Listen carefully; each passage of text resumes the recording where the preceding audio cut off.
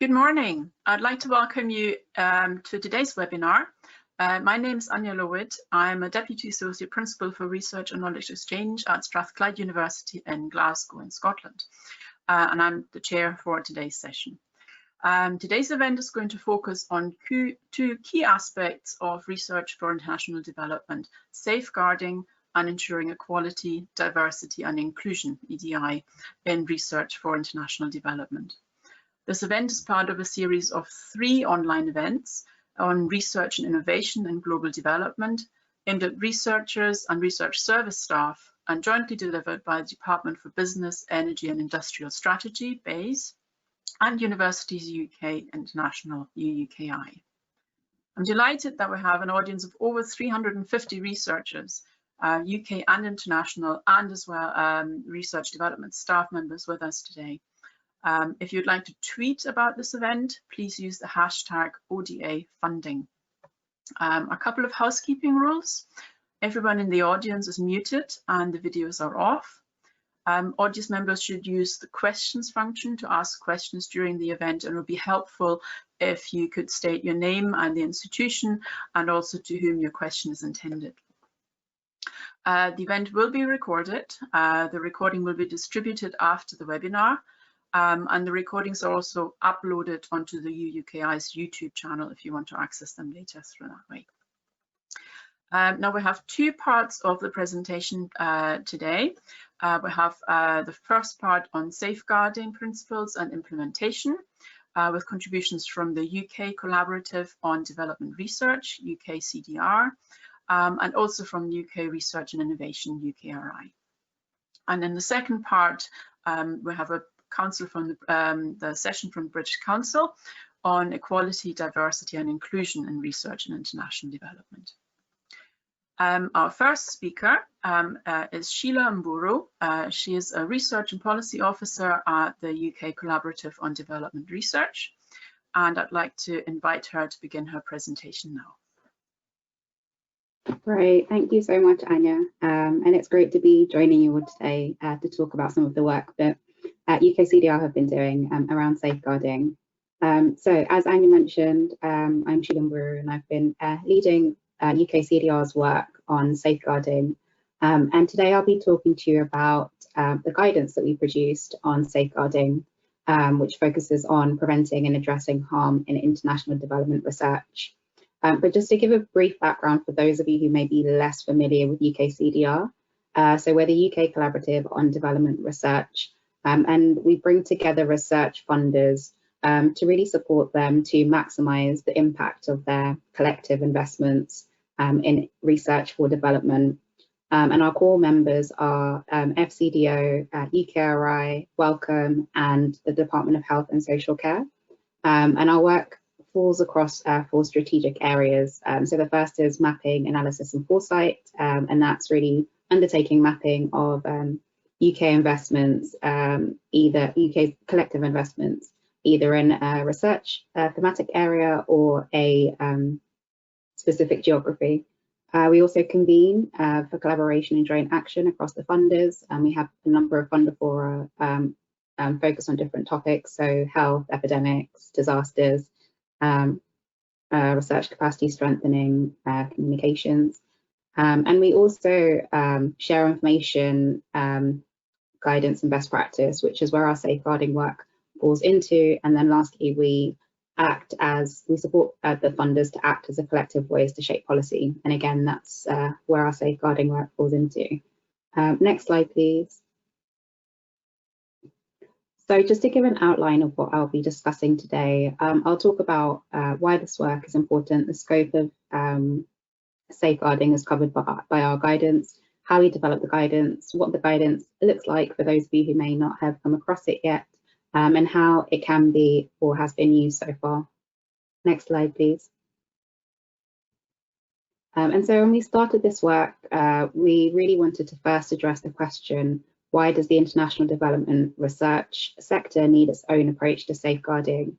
And so we know that there has been lots of work historically been undertaken around safeguarding and development of guidance and policies by the NGO and humanitarian sector.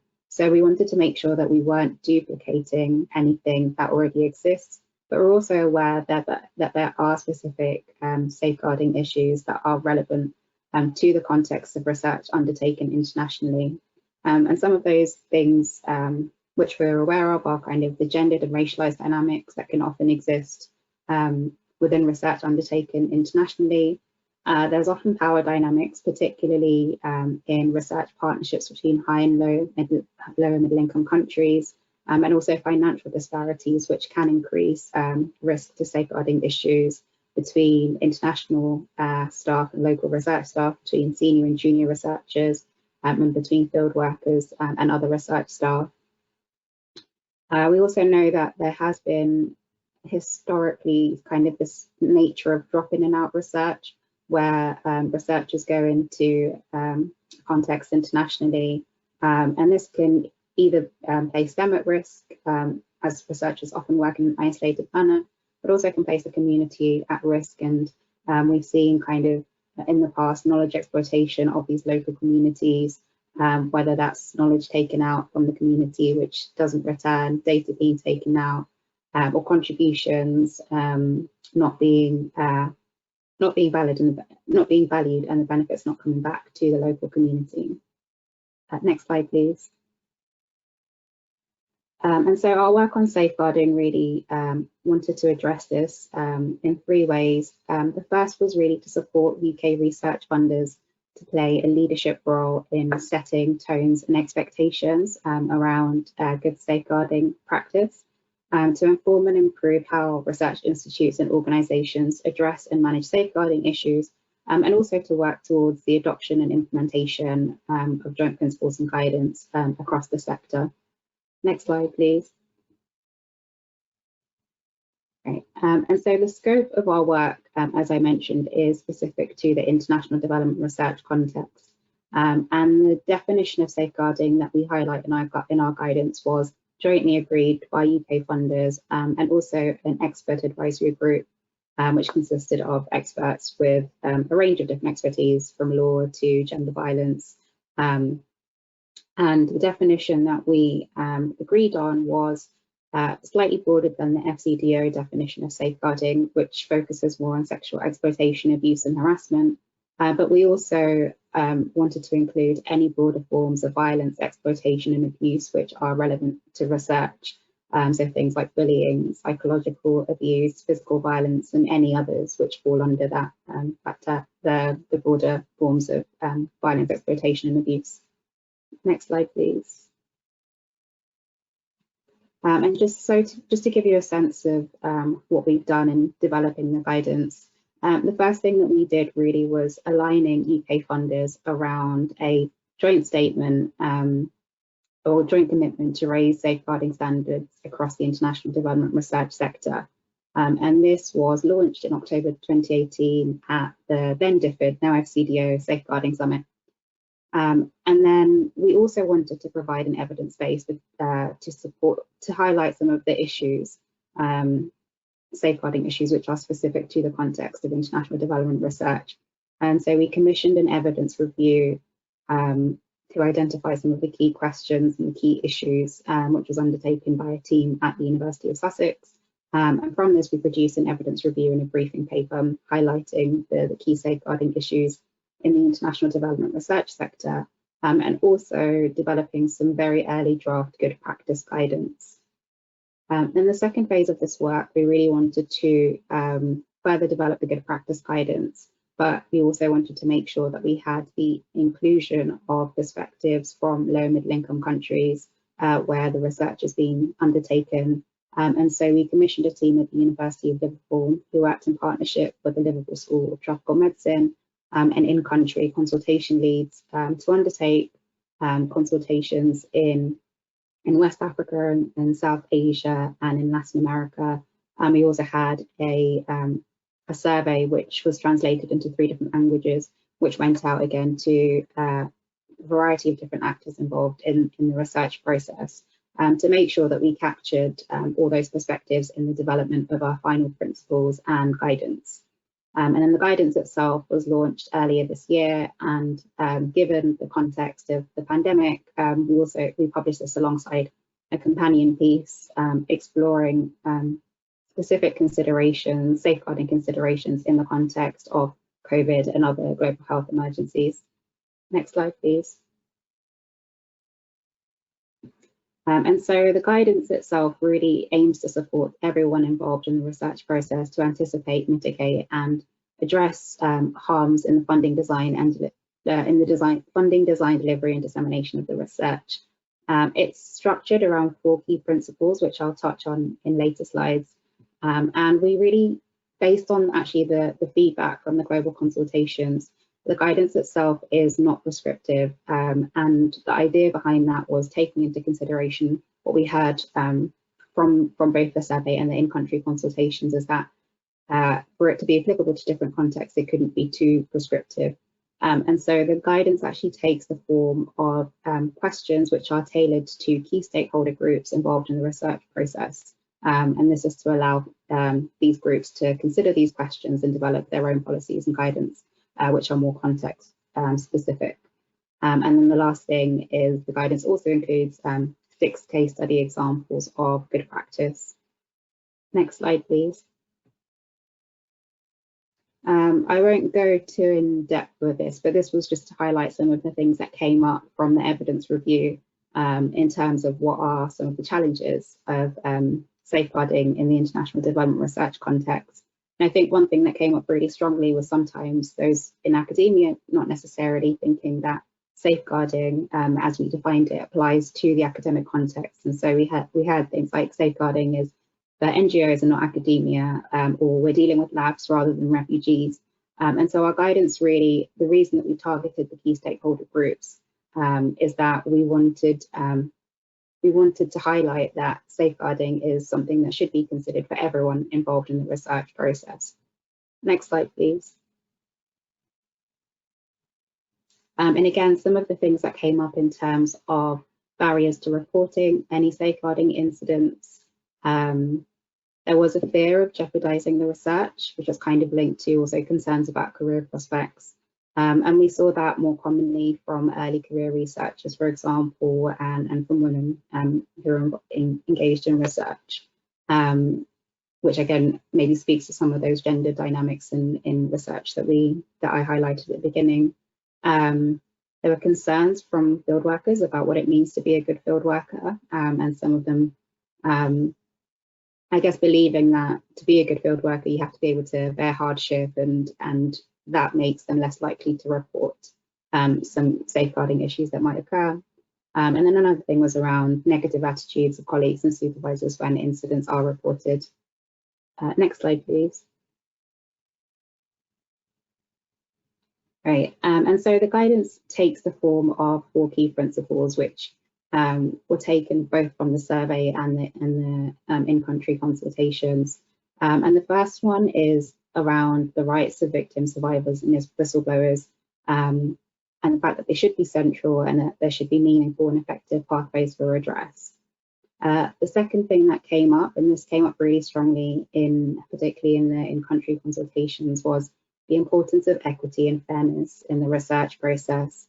And so the involvement of research partners at the research design and planning stage, essentially to ensure that any research questions and methodologies which are being defined are contextually appropriate and don't pose an increased or unacceptable risk of harm to either the local community, or communities, or those involved in the research. The third is around transparency, so ensuring that there is transparent practice, policy and procedures, and clear commitments and policies and openness about breaches or incidents that arise, and measures taken to address them, while still upholding the confidentiality of those who report the incidents. And then the last is around the importance of accountability for safeguarding and good governance to underpin this. Next slide, please. And so, as I mentioned, the guidance is for everyone involved in the research process, and these are the stakeholder groups that we mentioned in the document. So It's for everyone from the research funders to research managers to community members. Essentially, I guess the take-home message of the guidance is that we really want everyone to realise that safeguarding is everyone's responsibility. Next slide, please. Yeah, and so the questions I mentioned are structured around the 4 key principles and posed to each of those specific stakeholder groups. So there are a set of questions for an individual researcher, there are questions for a funder, and all of these questions are structured around these 4 key principles, just to invite everyone involved in the research process to consider what safeguarding means for them. Next slide, please. Or it should be a pop-up, actually. Thank you. And so just to give an example of one of the questions that maybe an individual researcher might ask themselves, I guess around ensuring that they know their rights. So do I know what my rights are as a researcher? Do I know about being able to refuse to go to locations or undertake interviews? Do I know what safety protocols are in place to protect me? Next slide, please. Yeah, and again, this is just another example. So for example, for principal investigators or heads of research teams, thinking about the kind of questions they should be asking themselves, giving transparency as an example. Next slide, please. So for example, is there a shared understanding across the research team of how researchers should conduct themselves in the field? Is it formalised through any written protocols? Has this been discussed with all partners and researchers and everyone taking place before the research takes place? And this is repeated for all the different stakeholder groups, these set of stakeholder specific questions. Next slide, please. And then the other thing we wanted to highlight again, and this came up from the consultations and from the evidence review stage, is thinking about what does good look like. And so we've given a few examples or case studies of what good safeguarding practice, examples of what good safeguarding practice looks like based on some examples from the evidence review and from the consultations. Next slide, please. And so just to give a sense of what these may look like. So we had one case study on embedding safeguarding. Giving an example of how a higher education institution chose to embed safeguarding within their organisations and what they did. So all the way from doing online training, assigning key safeguarding points, and putting in place processes to address safeguarding in the ethics form, for example. So this was kind of more practical examples of how either institutions or research teams are working to embed safeguarding. And then another case study example from an East African community-based organisation working with child soldiers, really thinking through, explaining how they thought through the process of setting research questions, given that they're a vulnerable community who've probably experienced lots of trauma, how to make sure that the research questions that are posed to this community or to this group doesn't re-traumatize the participants. And so this gives an example of how this organisation approached that. Next slide, please.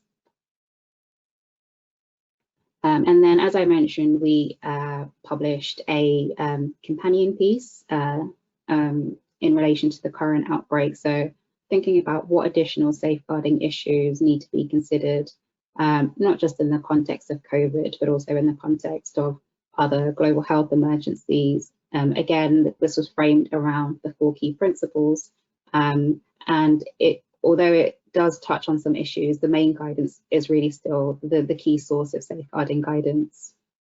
Next slide, please. Then since the publication of this guidance in April, we've been working on disseminating this to different audiences, and we held a webinar in July this year, in which we explained the safeguarding guidance, but we also heard from funders and researchers on how they've either implemented the guidance or how they plan to. I guess we'll hear some of that from UKRI today as well. And just to flag that the video is available on the UKCDR website for anyone who would like to watch that. Next slide, please. I won't go too much into this because we'll be hearing from UKRI shortly, but just to say that we worked very closely with research funders in the development of this guidance, and this has led to I guess the aim of this was always for the research funders to be able to develop their own policy and guidance based on the UKCDR guidance. And so UKRI have developed their preventing harm in research and innovation policy, and more recently the NIHR have also developed safeguarding guidance for their grantees based on the UKCDR guidance. Next slide, please. I think this may be the last slide. Yeah, so all of these resources are on our website. So I think we might be sharing these slides after, but everything is available on our website and you can access all the resources that I mentioned. And I'll stop there. Thank you very much.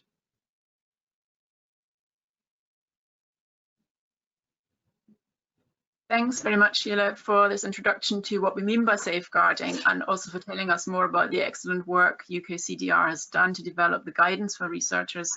It's clearly a hugely valuable resource. Just a reminder to the audience to please send in your questions for Sheila.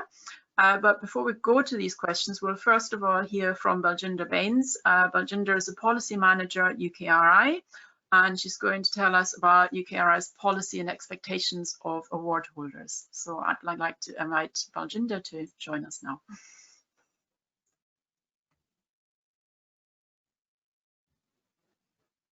Can't hear you just now.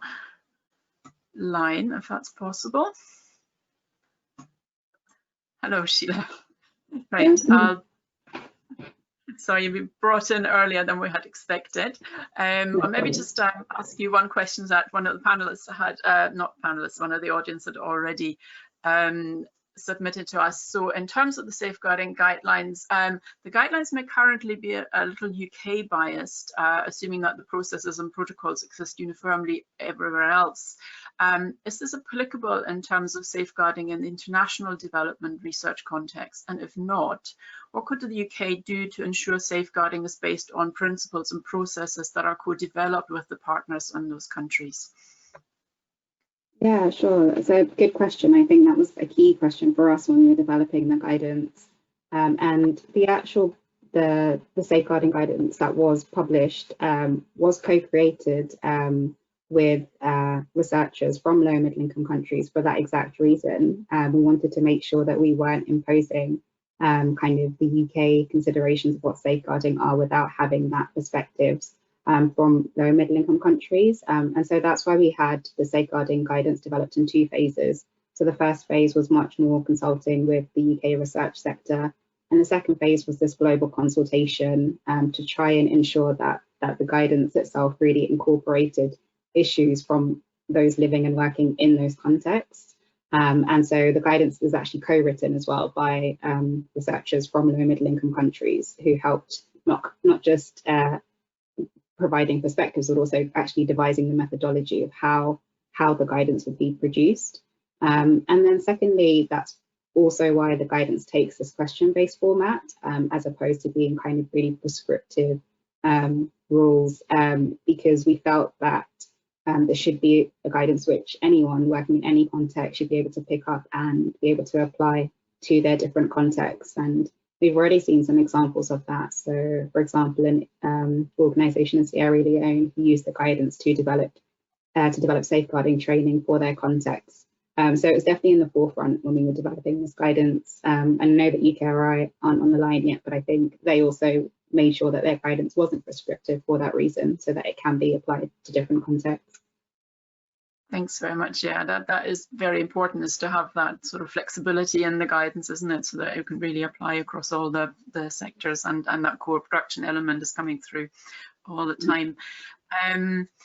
Now, I'm just wondering, have we got Baljinder back on?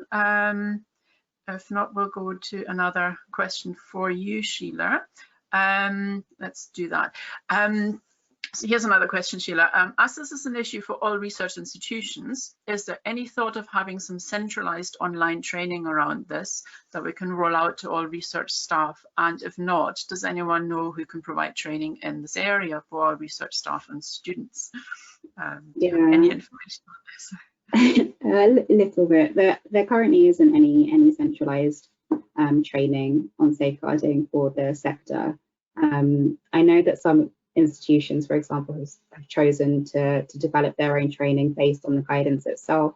Some funders are now offering training based on the guidance, just to make sure that their institutions are aware of what's expected of them because of all this new safeguarding guidance and policies. I know that there are some guidance from Bond, which it's much more NGO focused, but they do have training materials on their website. There's also the FCDO funded Safeguarding Resource and Support Hub, which is online, which launched earlier this year, and they might have some relevant training as well. So at the moment there isn't anything centralized, but I think there is the opportunity for institutions to use this guidance to develop their own training. I think that's good. It'll be over to the institutions then. That's great. Thanks. Now it looks like we have Baljinder back. So would you be able to start your presentation for us now?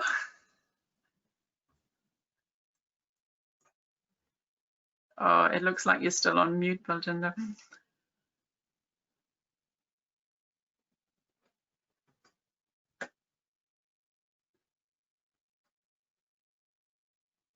Right. Okay. Right, it looks like we have a bit more of a technical problem there. If you could bring Sheila back in, I did have another question for Sheila here.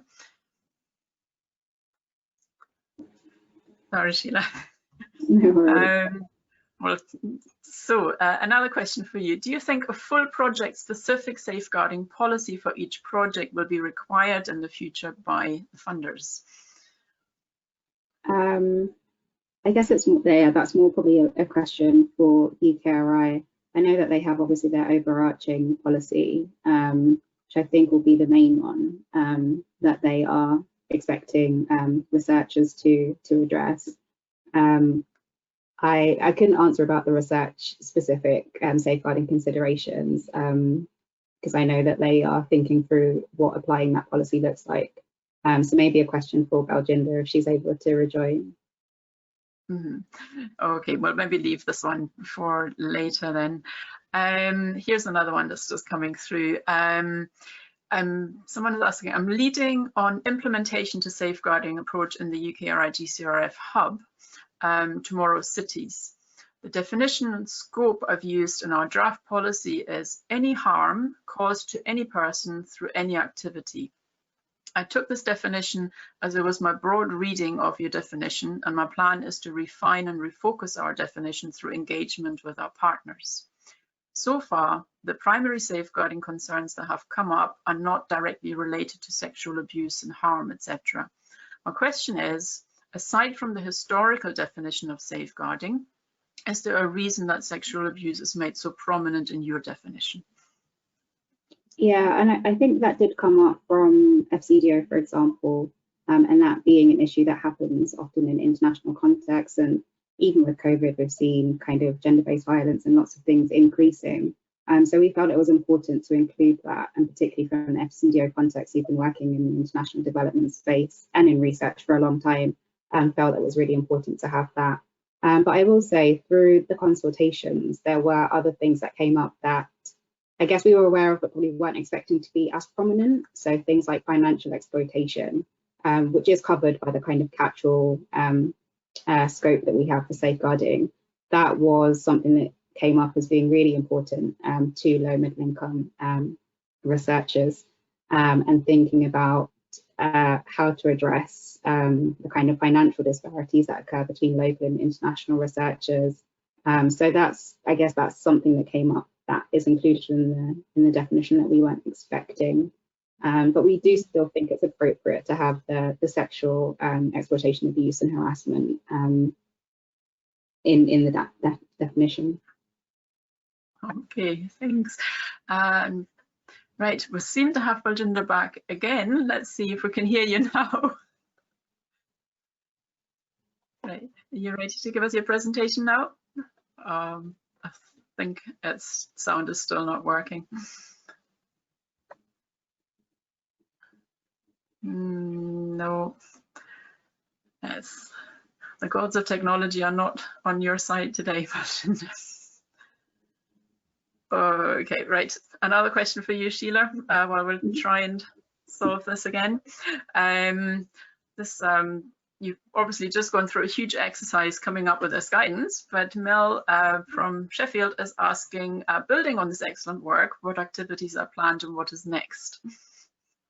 Yeah, so I think the next phase is really supporting the funders to, I guess the funders have already started in terms of using the guidance to develop their own policies and guidance. I know that UKRI, for example, have now a policy on safeguarding, NIHR do now. I know that BEIS are working on developing policies for this, and also the academies and societies, for example, I think are developing their safeguarding guidance based on this. So kind of supporting the funders as they are kind of moving forward into implementation.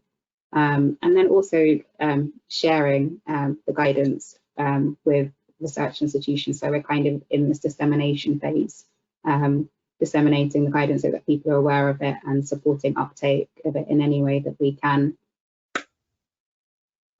Okay, that's great. Thanks very much, Sheila. Now, I'm still not quite sure what's happening with Baljinder and whether she's able to come back on. Let's see. While we're waiting for Miss, oh, here she is again. Right. I can still not hear you, Baljinder. Oh, what a shame.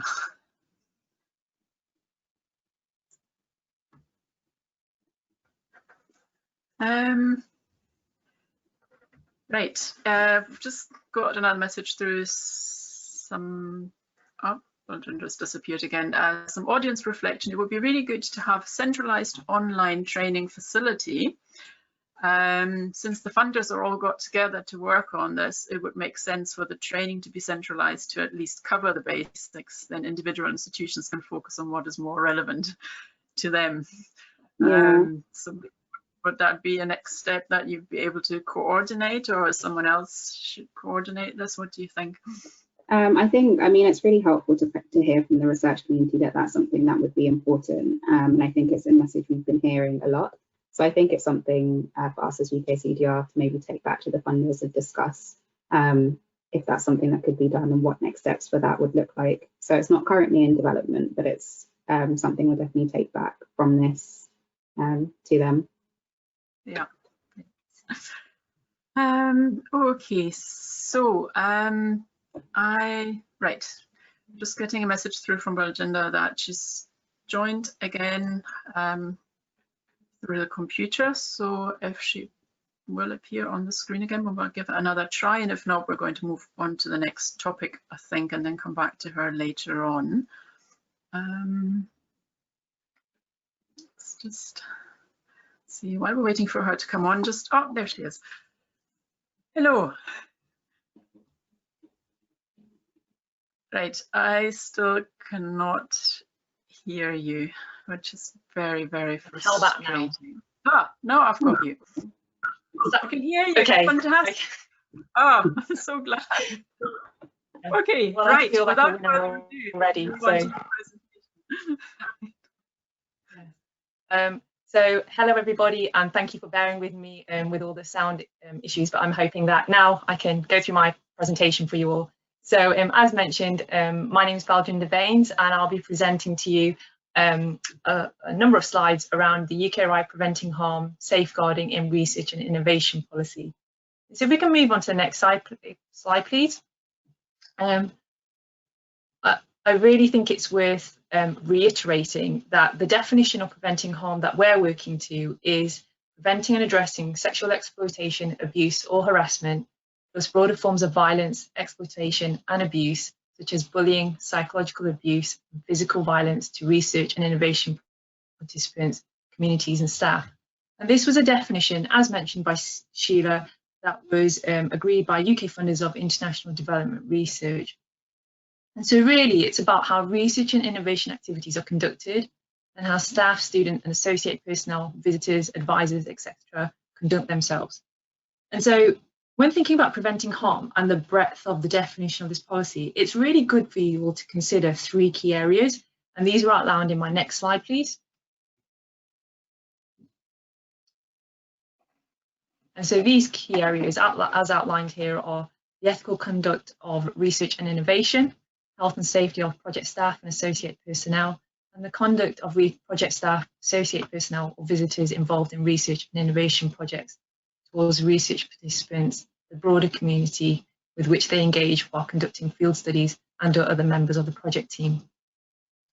And so moving on to the next slide, before I go into the principles of the UKRI preventing harm policy, I thought it would be really good to give you some context around the series of events that took place prior to UKRI publishing the policy. So as Sheila mentioned, UK funders of international development research issued a joint statement of commitment to raise safeguarding standards across the research sector. And this led to the UK funders to commission UKCDR to develop safeguarding guidelines and principles for the international development research sector. And this was outlined by Sheila and the great work that UKCDR had done in Sheila's presentation. And so during this time, UKRI also took an internal look and we published a safeguarding policy for staff. So this was an internal policy. We also looked to, in the summer of 2020, we looked to also update our terms and conditions around preventing harm. And this applies to all UKRI funded activities. So this would be in the UK as well as internationally and globally. Moving on to the next slide, please.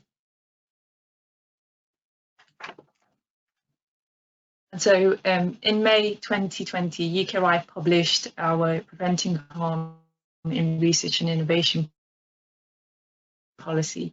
And this policy applies to, as mentioned earlier, it applies to all UKRI funding. We really encourage an organisational wide approach to be taken when thinking about preventing harm.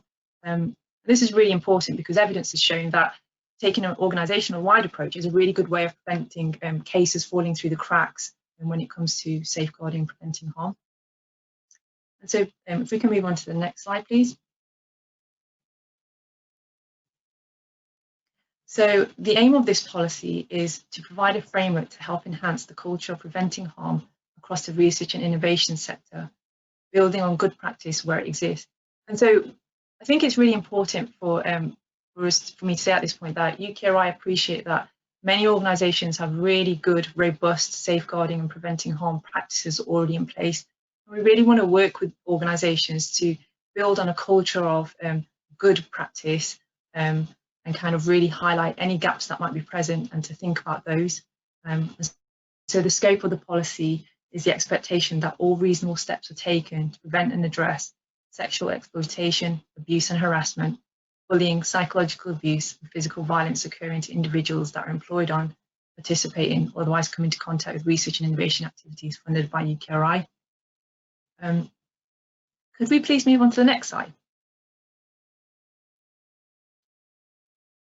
So, as Sheila mentioned, the UKRI policy was developed in accordance with and draws from existing good standards where appropriate to do so, and this would include a myriad of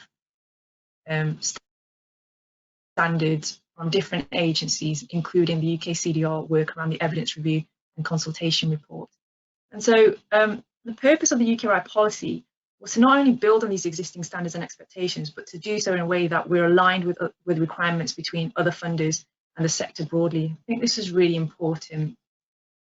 So if we can move on to the next slide, I can outline some of the key principles around the preventing harm policy that UKRI have.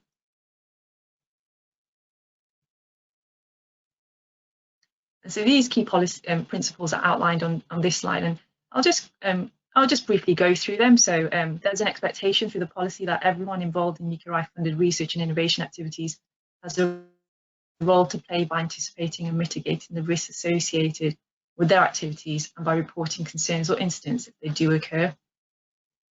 Organisations should promote a fair, transparent and positive culture where individuals feel able to report concerns and are confident that they will be acted upon.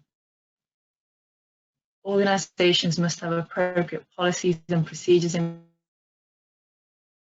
place to prevent exploitation, abuse or harm from occurring, and to be able to respond to and address any incidents that do occur appropriately. And UKRI will monitor compliance to our funding assurance processes. Moving on to the next slide. And the final principle is that organisations must inform UKRI of any upheld allegations of sexual exploitation, abuse and harassment, bullying, psychological abuse and physical violence against staff, students or associated personnel directly involved in UKRI funding activity. Although this policy was published in May 2020, UKRI recognise the challenges that organisations are currently under with relevance to, for instance, COVID-19. And so we are expecting to have this policy come into effect in our terms and conditions in the spring of 2021. But in the meantime, we really welcome any feedback that you might all have regarding the policy and any questions. And please use, we've got a specific inbox for this, so please use our preventing harm policy at ukri.org inbox for feedback and comments regarding the policy. If we can please move on to the next slide.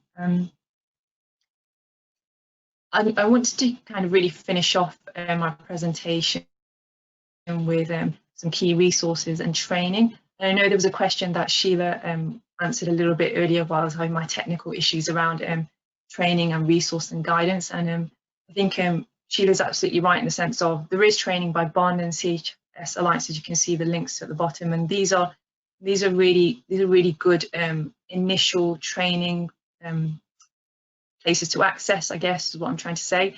But some of the training might be a little bit relevant to the NGO sector as opposed to the research and innovation environment. But it's well worth having a look at. And I also have the link for the UKCDR work and the guidance principles. And my final slide, if we can move on to the next slide, please.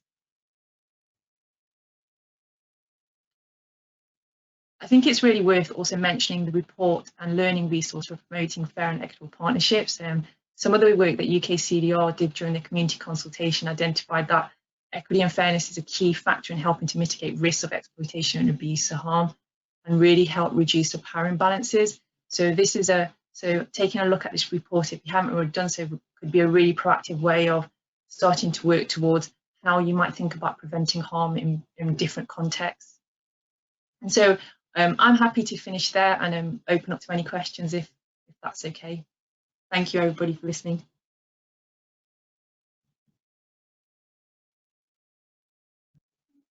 Thanks very much. Thanks very much for that, Baljinder, and I'm so glad we managed to get you online and audible in the end.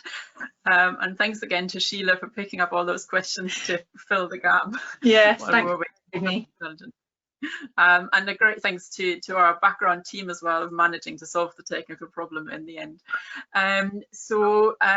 We're just going to restrict the questions to, as Sheila's already answered quite a lot, but to help you, we're also going to bring in Jacqui Williams. Jacqui is the head of the GCRF programme at UKRI, and she'll be able to answer some more general questions as well, in addition to the specific safeguarding questions that everybody might have.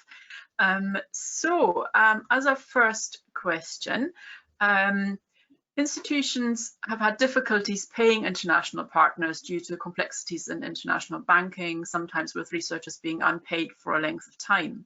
Although this is no one's fault specifically, how much does this fall under the safeguarding to ensure payments and salaries are made on time? Baljinder, do you want to respond to that? So, I mean, if we're looking at the definition of safeguarding, I think Sheila mentioned earlier, this is kind of around kind of financial safeguarding, and kind of, that's a part of that is out of the scope of this because of this policy, because this policy is really about power imbalances and exploitation of people via power imbalances. And so some of that is not really part of the scope of this policy. but where it would fall into the scope of this policy if that impacts the safety of the people, the participants. So I mean, I realise I've kind of come some way to answering the question, but what I would say is that that wouldn't fully fall into the safeguarding if we're looking specifically at the definition that we're working to here. Mm-hmm. Thanks. Anything else you wanted to add, Jacqui? Yes, hello everyone. I would just add that this is something we're working quite hard at. We have a funding assurance due diligence team who are working very closely on providing guidance, looking whether universities can get agreement to share where international organisations have provided information on due diligence, looking at whether we can use the good financial, I can never remember what it stands for, GFGP, good funding financial guide, or yes, where we can help sort of reduce the burden and collect the information centrally. So there are several things going on because we are aware it has been an issue. That's great, thanks. Yeah, of course, there is the sort of overlap between due diligence and safeguarding, both of which are very important topics. And due diligence was actually topic of the previous webinar, so anyone could go back to that and listen to those presentations again. Okay, thank you. Another question is, why does UKRI only require reports and allegations upheld and not all allegations?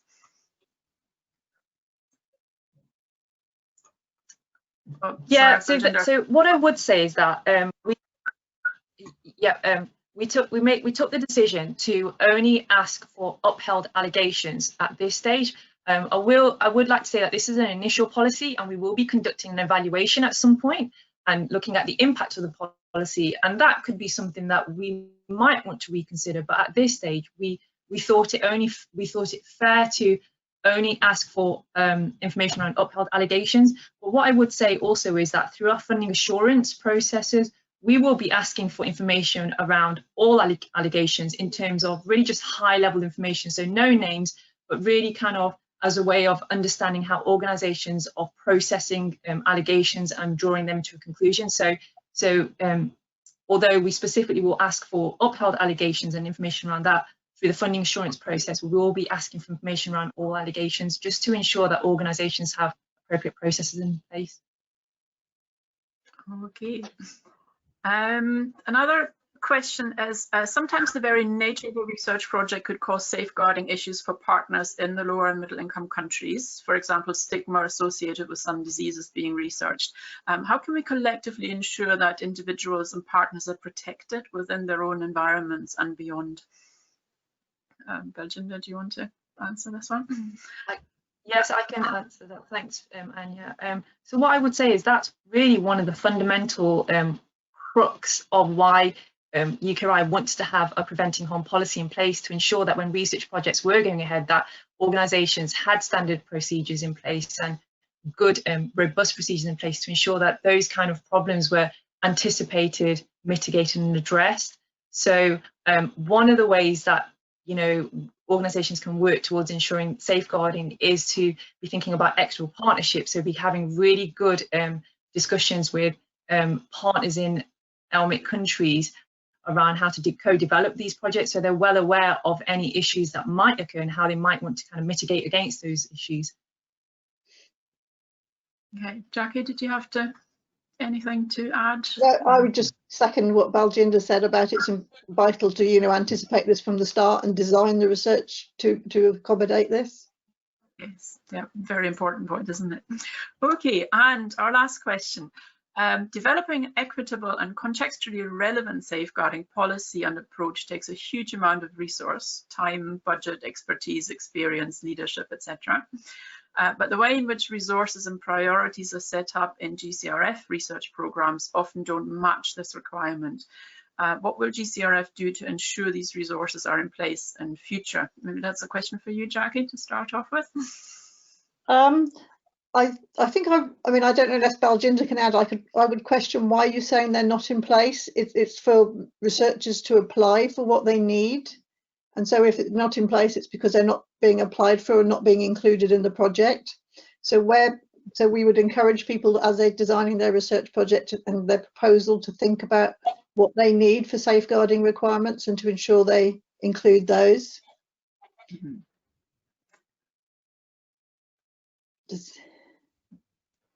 Yeah, I would completely agree with Jacqui, and we're internally we're doing a lot of work around equitable partnerships as well, and that's, I have nothing further to add to Jackie's point. It's maybe just a reflection again of how international development research is different, and all these other additional components we need to think about when we're setting up these projects rather than what we're used to in the UK basis. Yeah, so we've got time for one other question. Do you think a full project-specific safeguarding policy for each project will be required in the future by funders? Baljinder, do you want to give us your thoughts on this? Sorry, I didn't quite catch that, Anya. Oh, right, okay, that's right. Do you think a full project-specific safeguarding policy for each project will be required in future by funders? I mean, with our preventing harm policy, it's a framework for organisations to work to, and what we think, and it applies to UKRI funded activities. But what we really recommend is that organisations take an organisation approach. So they might want to have bespoke factors or bespoke kind of activities to specific projects. But we would really recommend that there is an organisational approach to prevent any cases falling through the crack, and that's probably a better way to think about it. Yeah, thanks. And that again, have taken an institutional approach also then means it's not just done for the UKRI projects, because ideally, although you have those criteria to fulfill, if anyone is applying to you for research money, the same principles should really be applied if they're going to any other charities or other national funders. Okay, so thank you so much for this. I'm going to have to bring the session to a close. So thank you to Baljinder and also to Sheila again earlier on for your presentations, and for Jacqui joining us for all the questions, and I hope that has answered most of our audience questions, and I'm sure if anyone has further questions they will be able to get in touch with you to clarify things for their specific research projects in future. Thank you so much. Now our next part is on equality, diversity and inclusion, this will be presented by our colleagues from the British Council. We've got Dr. Fiona Bartels-Ellis, who is a Global Head for Equality, Diversity and Inclusion. We also have Dr. Stephanie Renford, who is a Senior Consultant in Higher Education and Science, and Kathy Stromer, who is a consultant as well with the British Council. So I'd like to invite our British Council colleagues to join us now and start with their presentation. Yeah, thank you, Anja, and thank you very much to Sheila, Baljinder and Jacqui for your contribution, which I think has already touched on this area of equality, diversity and inclusion. I set and drive the strategic direction of our EDI work across the British Council, which operates in over 110 countries and territories currently. My area touches on all that the British Council work does. And so in the very short space of time available, I'll give you a glimpse into our approach to EDI and make comments relevant to the activity of international research that my colleagues will then build on. Could we move to the next slide, please? Thank you. So this is, ashamedly, as I look at it now, a not very accessible overview of our approach to equality, diversity and inclusion. I'm sorry about that. We've got a mature EDI strategy and mainstreaming, and there's a barely discernible watermark of mainstreaming going across this diagram. Mainstreaming is at the heart of it. That's our overarching objective. We want to make sure that EDI is part and parcel of all of our cultural relations work, wherever it takes place. And we focus on 6 main areas of diversity, as you can see. But of course, you know, it extends way beyond that, reflected in our equality policy. And of course, we recognise all of the protected characteristics of the UK and the distinct issues and priorities and groups for other countries and territories, and that varies enormously, as you can imagine.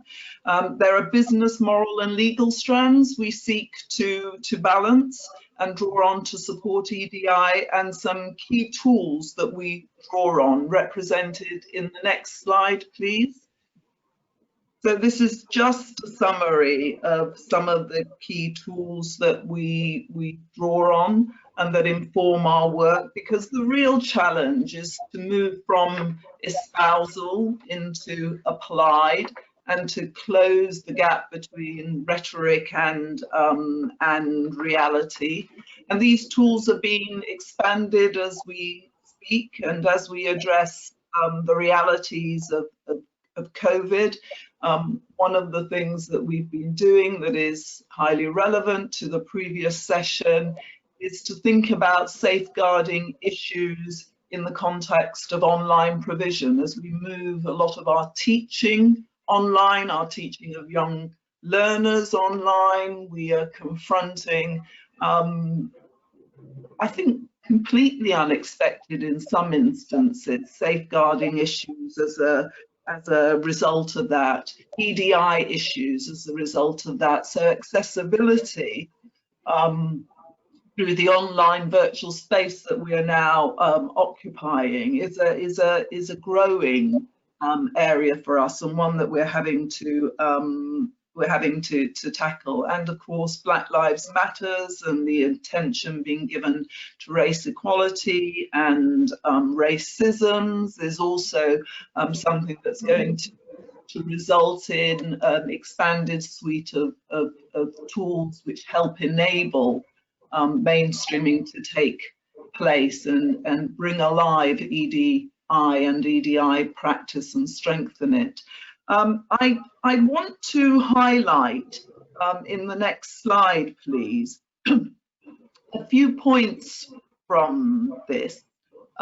In my role at the British Council, I sometimes advise on the selection of researchers, and what strikes me is that often the quality of EDI policies or policy statements in bids is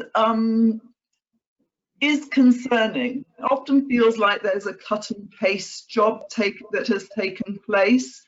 And I think the challenge of the final tendering process that some researchers and bid teams face of speaking to the policy in concrete terms is really highlighted.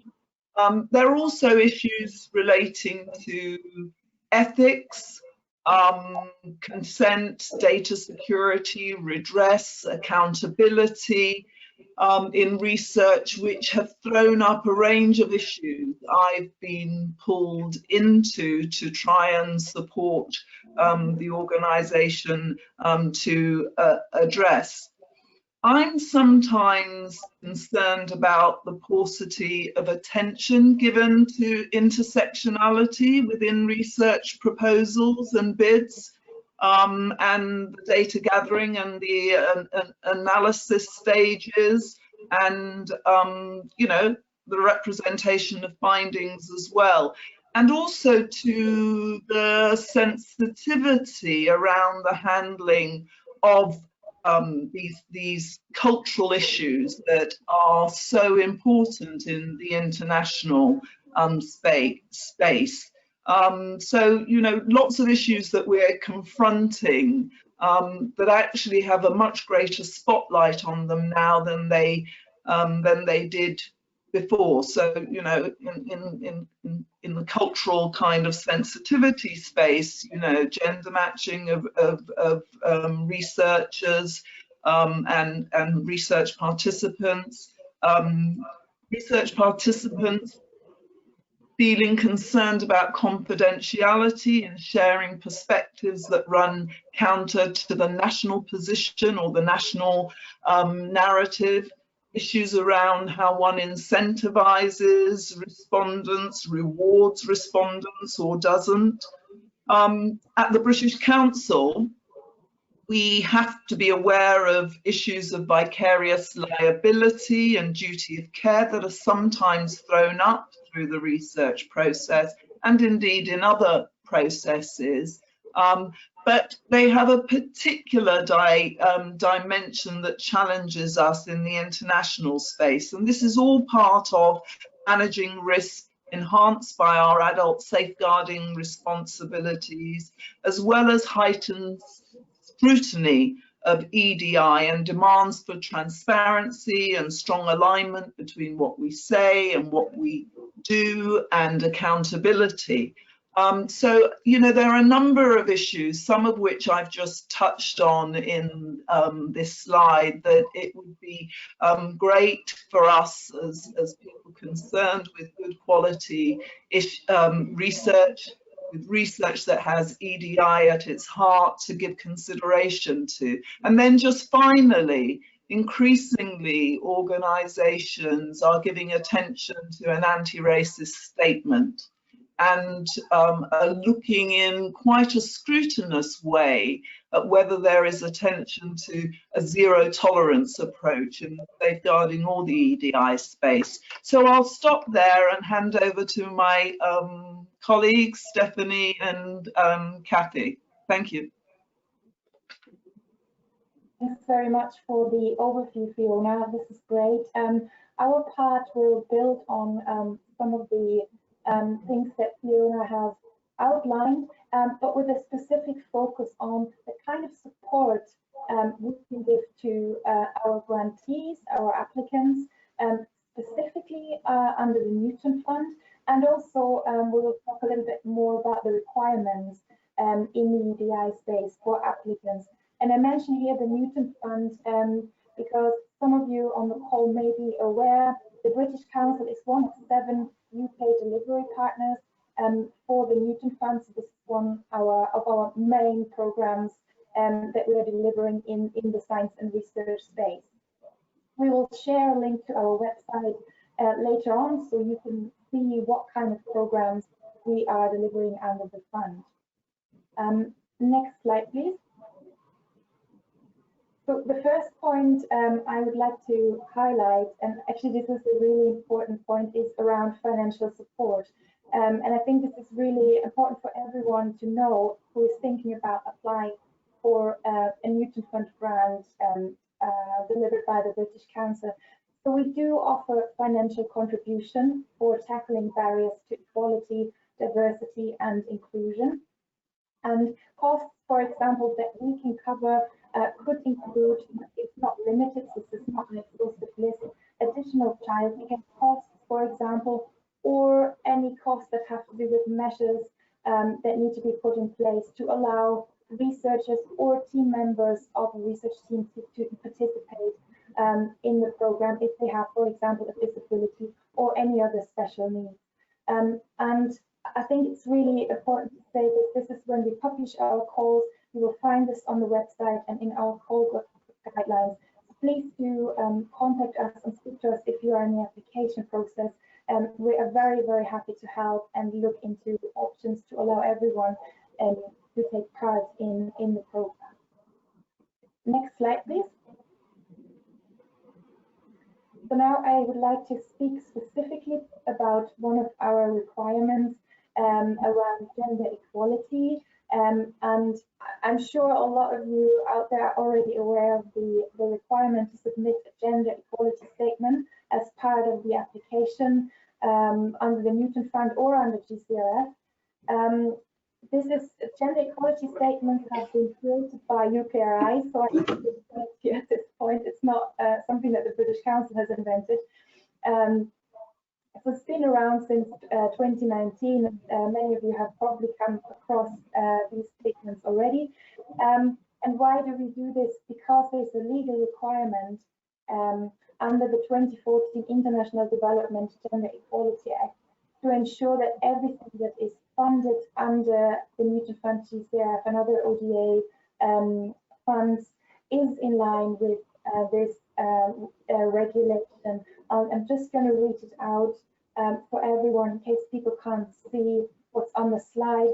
So what states in the Act is the desirability of providing development assistance that is likely to contribute to reducing poverty in a way which is also likely to contribute to reducing inequalities between persons of different genders. Next slide, please. And just to broaden this out a bit and just show the importance of gender equality, I'm sure you're all familiar with the colorful picture of the Sustainable Development Goals, and gender equality goal 5 here is a really important goal, but gender equality is mainstreamed into all of the other Sustainable Development Goals as well. So it's really important to see gender equality as something that is cutting across. And we know there's lots of research and evidence out there that says that if gender inequality isn't tackled or addressed, it will be really difficult to fulfill all of the other SDGs as well. So it really is a key part of the Sustainable Development Goals. Next slide, please. So just to talk a little bit more about the gender equality statements, and my colleague Jacqui will go into a little bit more detail about the exact requirements. But these are the 5 criteria that applicants will find on the application form that speak to gender equality. And we would like applicants to address all 5 criteria. And I will just quickly go through them and read out the first line for each criterion so we all know what this is about. So criterion number 1, have measures been put in place to ensure equal and meaningful opportunities for people of different genders to be involved throughout the project? So some of this is very specific also about the project team. Criterion 2, what is the expected impact of the project, benefits but also losses, on people of different genders, both throughout the project and beyond? Criterion 3, will there be an impact on the relations between people of different genders and people of the same gender? Criterion 4, how will any risk and unintended negative consequences on gender equality be avoided or mitigated against and monitored? So this is really important. And the last one, are there any relevant outcomes and outputs being measured with data disaggregated by age and gender where this is possible? So these are the 5 criteria, and I'll now hand over to Jacqui to talk a little bit more in detail about the process and some tips and tricks for applicants on how to write a statement. Okay, thanks very much, Stephanie. If we can go to the next slide, please. Yeah, great, thanks you. Just some background, that I've been working on the Newton Fund Impact Scheme for the last year or so, which is a programme that has been developed with UKRI. For the British Council, this is the first of our science programmes to require a gender statement in the application process. So what I'm going to present is the things that we've learned over the period of time that we've been doing this, and hopefully this will be useful for you when you're looking at how to write your gender statements and your proposals for both the Newton Fund or GCRF. And really, you know, gender should be important for all research projects. So what we're looking for in our gender statement is evidence that the applicant understands the relationship among genders in the country where they're planning to work. They should be able to explain how the successful completion of their project and the use of the outputs will impact on people of different genders in that country. The 5 questions, the criteria that Stephanie shared, are designed to try to encourage them to think about what should be included in a gender analysis, not only in the short term of the project, but in the longer term. So they will start by looking at the gender of the people on the project team. But also they will want to consider stakeholders, beneficiaries, and other people involved in the research. So, for example, if the research is medical, then we'd want to know, are they going to use female subjects? If it's a technical product, you know, we'd be concerned, is this output, has it been tested, and will it be used by people of all genders? And if you're interviewing for people on a social sciences project, are they ensuring that the voices of women are heard? So then moving on, the risks. When considering the risks as part of the gender statement, sorry, I didn't mean moving to the next slide. I'll just if you go back one. When considering the risks as part of a gender statement, there will be specific risks to the project. For example, the availability or willingness of women to participate in research testing and interviews, and ensuring their safety in the research. But we also expect them to think of the unintended consequences of gender equality that might arise from successful completion of the project in the longer term. To do this, a project should have an understanding of the gender roles within the country. For example, if a project is about fishing, and in that country most of the men go out in the boats and do the fishing, and the project yields increased yields of fish, but the processing of fish is primarily done by women and females, how will this affect the workload of women and the rights of women and the gender equality for women? So an explanation of the mitigation strategies should be built into the project. This would also mean that you would have something to ensure that the project remains sustainable. And I think the most important thing to remember is we reserve the right to reject a proposal where the gender equality statement has not been sufficiently considered, and we have done this in the past. So go ahead, please, the next slide now. That's great. So writing the gender statement. Here are some of the common problems we've come across with gender statements, and similarly to what Fiona said, you'll find that there's a lot of crossover in this. Statement is incomplete. It's all about giving full answers and explaining the reasoning behind the answers, and especially to receive these gender statements, we receive answers that are just very much incomplete. For example, they would say that both PIs are female, so therefore the project will promote gender equality. And obviously that's not enough. We need to know how the PIs will make sure gender is considered throughout the life cycle of the project and how they will avoid the unintended negative consequences. Another thing we found is that some applicants will reference the Athena Swan criteria as evidence that their project will be compliant with the gender requirements. But since this isn't specific to the actual project, that would be an insufficient answer.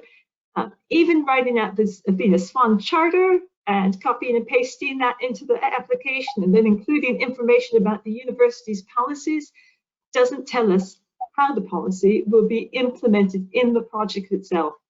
Our reviewers will only look at the application form to understand the project and how it will impact on gender. They can't make assumptions that since the university achieved Athena Swan Gold, it automatically means the project will be compliant. It needs to be written in the application form. And as I've touched on briefly, the long-term as well as the short-term impact of the project is important.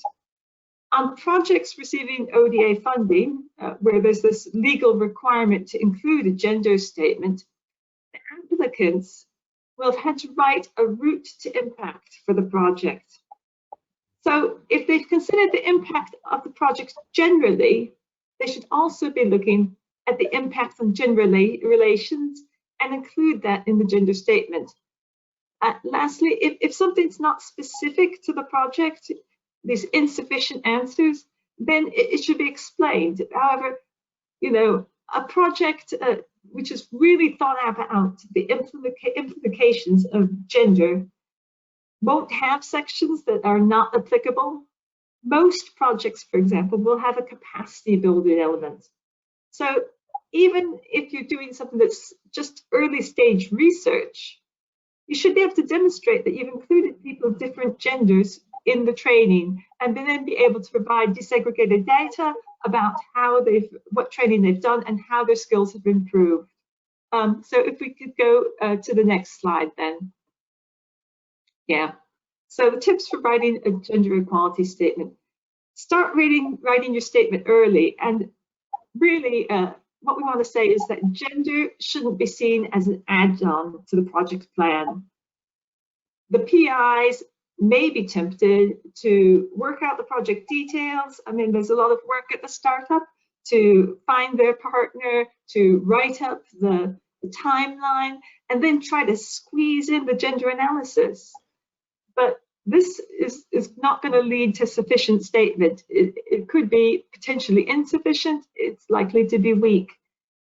If they start with gender, at the same time they start really considering the research question and how they're going to organize the project, then they'll be able to include all these gender issues in their timetable, and then they'll be prepared to write the gender statement early. So, do you know about the gender issues in your field? Are you aware of the roles and responsibilities of people of different genders in the target country? What are the short and long-term implications of your work? And have you considered the views of different stakeholders in the target country? Will the outputs be accessible to people of different genders? If so, how? And what are the roles of people in the project team? How will people of different genders be involved? I mean, the inclusion of a gender statement is not unique to the British Council Science Projects. As I've said, you'll find it in GCRF and Newton Fund applications from other delivery departments. It is a legal requirement for ODA, but inclusion and considering diversity in a research project is really just good practice. A diverse research team will bring together different viewpoints towards answering the research question and considering the outputs. So I would encourage any applicants to contact their research innovation or the grants team at their institution to find out more about how gender inequality, gender equality, and other areas of equality, diversion, and inclusion can be incorporated into the research, and particularly for support with the gender statement. And we can go to the next slide. This is just the last couple items. There has been a webinar that was recorded by the UKRI, and as we've been working with UKRI on the Newton Fund Impact Scheme, we've been recommending that researchers have a look at this. However, I understand that recently UKRI has updated the website, and so it may be difficult to find this webinar now, but I would encourage you to look online. There is a lot of information that can support you writing a gender statement, and particularly some universities I know already have open access to information about this specific topic. And lastly, for the last slide, please. Thank you. To find out more about the British Council's approach to gender and to equality, diversity, and inclusion, as well as about other funding opportunities, please do visit our website. We have a variety of links there, and we can also be happy to help answer any of your questions if you contact us. Thank you so much for your time, and thank you for joining this webinar. Yeah, and thanks very much to Fiona, Stephanie, and Kathy for this presentation. Excuse me. From my own experience, this is a section that researchers often struggle with. And while they can talk about how they're going to address these issues within their own research team, is this a kind of in-country impacts that are often less clear to them, and that, from what you've said, really need to be explored with the project partners, don't they? So we've got time for a few questions. The first one is for Fiona. So EDI could be addressed within a research project itself, but what if the environment within which this is being done is not yet fully sensitive to all the EDI issues? For example, in the UK, EDI still has some way to go to achieve true EDI, and perhaps other countries are in the same or maybe have even less advanced EDI practices that would infringe an impact on project delivery. Do you have any suggestions on how researchers can deal with this? Yes, thanks for that question. It is a reality that different countries are in different positions around EDI and have different priorities. One of the things I've learned in my role is certainly not to represent the UK as being problem-free in this area, because people will certainly quote back the significant problems that we have. So I think, you know, not to come from a starting point that we are so much further ahead than other people is important. But I think it's also an issue of not retreating to cultural relativism, and as part of that, you know, almost kind of colluding with things that fall outside of human rights principles or fall outside of your own research statements and commitments. We have to navigate this space quite carefully around some of the contentious issues.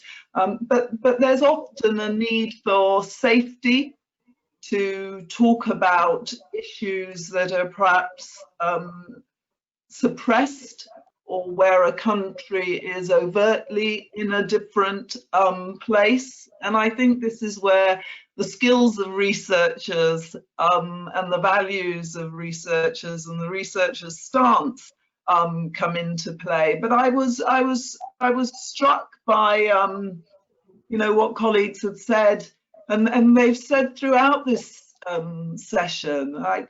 You know, I think Sheila said it right at the beginning in one of her slides about anticipation and mitigation. And I think there's often quite a lot of fear around this space. But I think it's a question of trying to understand, well, what are the issues that may create problems because of different positions between countries around these issues. And I think it gets particularly complicated when you're dealing with multiple countries. So, you know, I think the bilateral stuff is much less complicated than the multilateral stuff. And you know, doing your homework as Kathy or Stephanie said, you know, what's the position around various issues? You know, what's the Ministry of Education? What are various ministries saying here? So you don't get yourselves in trouble and you don't get people in trouble. So that's a very sort of general statement. Obviously, there's specific issues within this, but it's navigating terrain, and research is about navigating things and balancing issues as well as of rigor. Exactly.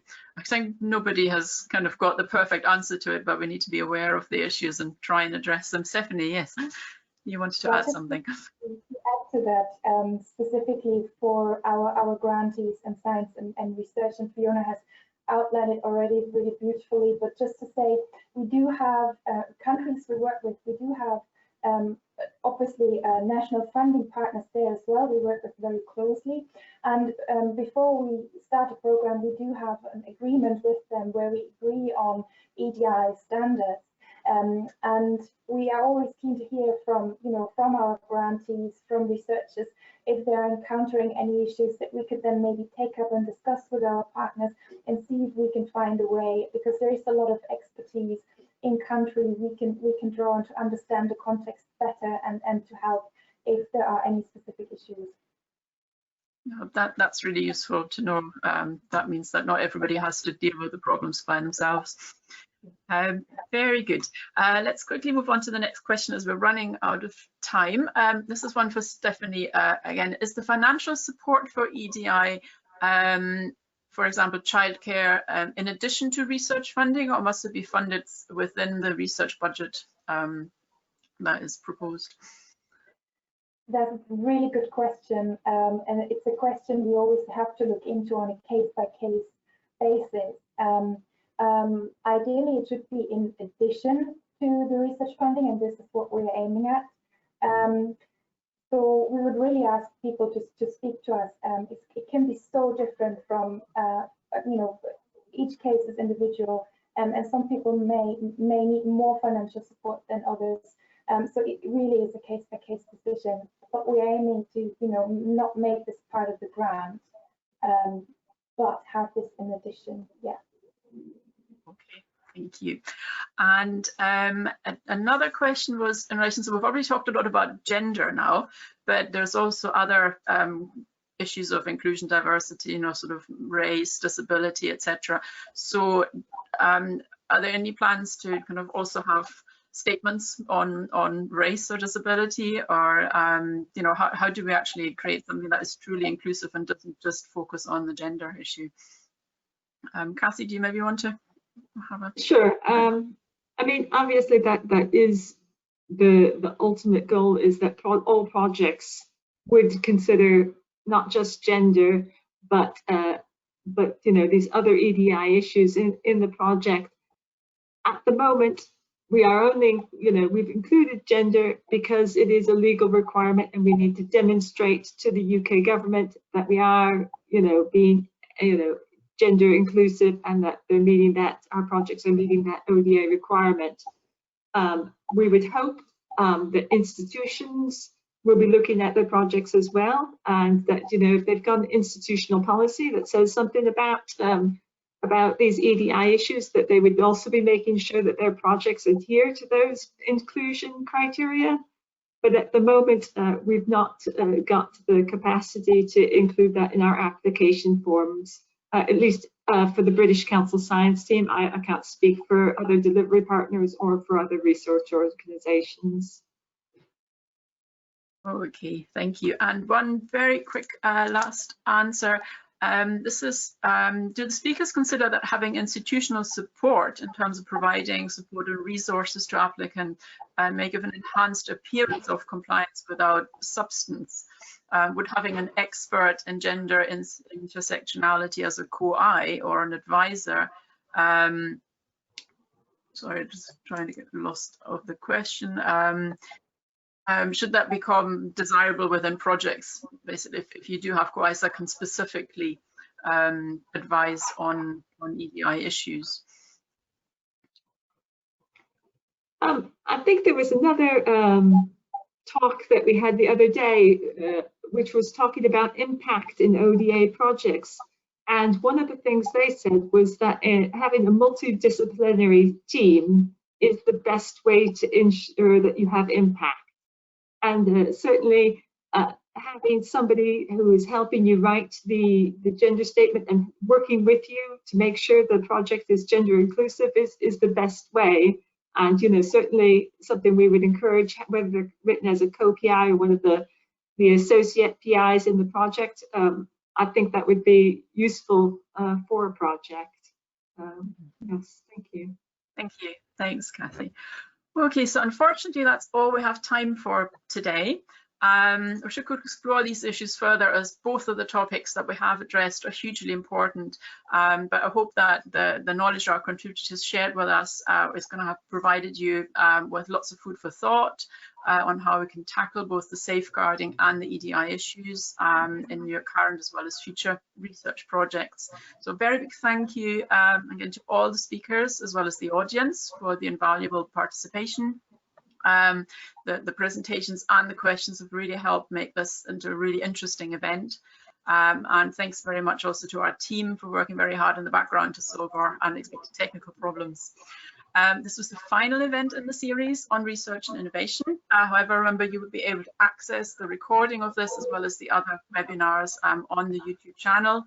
And in addition, we're going to email information widely to participants, and please share that information widely with your colleagues so that they can also benefit from the information. So thank you very much again to everybody.